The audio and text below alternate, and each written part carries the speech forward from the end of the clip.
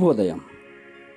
Global బెతేనియా Calvary ministry తరపున ఈ ఉదయకాల సమయంలో మరొకసారి మీతో మాట్లాడుటకును, దేవుని యొక్క వాక్యము ధ్యానించుటకును దేవుడు నాకు ఇచ్చిన మధురమైన అవకాశాన్ని బట్టి నేను దేవునికి ప్రత్యేకమైన వందనాలు తెలియజేసుకుంటూ ఉంటున్నాను. ఈరోజు కూడా పరిశుద్ధమైన వేద గ్రంథములో నుండి మరి ఒక చక్కటి మాటను చదువుకుందాం. సంఖ్యాకాండము 12వ అధ్యాయము 8వ వచనాన్ని నేను చదువుతున్నాను. దయచేసి గమనించండి. సంఖ్యాకాండము 12వ అధ్యాయము 8వ వచనము. నేను గూఢభావములతో కాదు, దర్శనమిచ్చి ముఖాముఖిగా అతనితో మాట్లాడుదును. అతడు యెహోవా స్వరూపమును నిదానించి చూచును. కాబట్టి నా సేవకుడైన మోషేకు విరోధముగా మాట్లాడుటకు మీరేలా భయపడలేదు అనెను. దేవునికి స్తోత్రం కలుగునుగాక. అవును ప్రియులారా, మోషేకు ఇంకా దేవుని యొక్క సన్నిధిలోనికి ప్రవేశం ఉంది కాబట్టి ఆ కారణం చేత మిరియాము భయపడవలసి ఉండేది. దేవుడు ఖండించినటువంటి విషయాన్ని ఖండించవలసిన సమయము రాకముందే ఆ విషయాన్ని మిరియాము ఖండిస్తోంది అంటే దాని అర్థం ఏంటో తెలుసా? తీర్పరిగా దేవుని స్థానాన్ని ఆమె ఆక్రమించుకున్నట్టు కదా. ప్రియులారా గమనించండి, ఒకవేళ మోషే నిజంగానే పాపం చేసి ఉంటే దేవుని శిక్ష వెంటనే రాకపోయినా కూడా కొంతకాలానికైనా అది వస్తుంది. చూడండి, సంసోను దెలీలాతో పాపం చేయటం అతని జీవితంలో మొదటి తప్పు కాదు ప్రియులారా.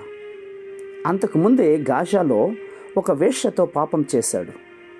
ఆ తర్వాత సోరేకు వచ్చి దెలీలా వద్ద చేరాడు. సంసోను ఆ వేశ్య ఇంట్లో ఉన్నప్పుడు పాపంలో కొనసాగుతూనే పట్టణపు సింహ ద్వారాన్ని ఊడబెరికిపోయాడు.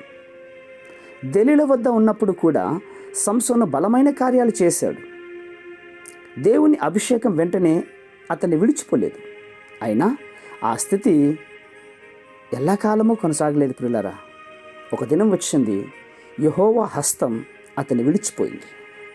అలాగే ఏ దైవ సేవకుని జీవితంలో కూడా ఇది జరుగుతుంది. ఒకవేళ ఏ దైవ సేవకుడైనా నిజంగా పాపంలో కొనసాగుతూ ఉంటే దేవుడు ఆ విషయాన్ని బట్టబయలు చేస్తాడు. తన సేవకులతో పాపాన్ని దేవుడు ఎల్లకాలం సహించడు. ఒకనాటికి అతడిలో ఉన్నటువంటి పాపం నిజంగా ఉంటే కనుక దేవుని శక్తి అతన్ని విడిచి వెళ్ళిపోతుంది. అంతవరకు ఎవరైనా విమర్శిస్తే దేవుడు ఊరుకోడు ప్రియులారా. లేకపోతే బహుశా అతడు పాపం చేయలేదేమో, ఏమో, అది తగిన కాలంలో దేవుడే బయలుపరుస్తాడు కదా. మెట్టుకు సమయము రాకముందు, అంటే ప్రభువు వచ్చే వరకు దేనిని గూర్చి మనము తీర్పు తీర్చకుడి అని అపోస్తలుడైన పౌలు గారు మనకి సలహా ఇస్తుంటున్నారు. మనమంతా దైవ సేవకులకు వ్యక్తిగత విషయాలను విమర్శించకుండా ఉండటం శ్రేయస్కరం ప్రియులరా. ఎందుకంటే దేవుని కంటే అధికంగా నీతిమంతులమై ఉండటం అంటే దేవుడు ఆమోదించిన ఒక విషయాన్ని మనం ఖండించడంతో సమానం. కింద కోర్టు ఒక వ్యక్తికి దోషిగా ప్రకటిస్తే పై కోర్టు అతని నిర్దోషిగా ప్రకటించవచ్చు. క్రింద కోర్టు ఒక వ్యక్తిని నిర్దోషిగా ప్రకటిస్తే పై కోర్టు అతని మీద నేరాన్ని, శిక్షను విధించవచ్చు. అయితే పై కోర్టు ఒక వ్యక్తికి నిర్దోషిగా ప్రకటించిన తరువాత క్రింద కోర్టు ఆ వ్యక్తిని నేరస్తుడని ప్రకటించకూడదు. అది కోర్టు ధిక్కారం అవుతుంది, అది నేరం కూడా అవుతుంది.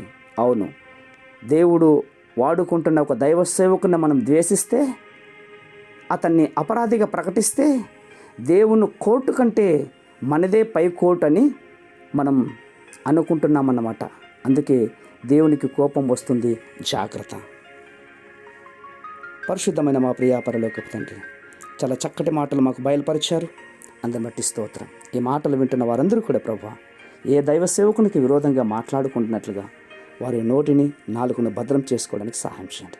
అట్టి కృప మీరు అనుగ్రహిస్తున్నందుకు స్తోత్రాలు అర్పించుకుంటూ చిన్న ప్రార్థనను మా రక్షకుడైన యేసుక్రీస్తు ఉన్నతమైన నామములో దీనముగా అడిగి వేడుకుని పొందింటున్నాం మా తండ్రి. ఆమేన్, ఆమేన్, ఆమేన్.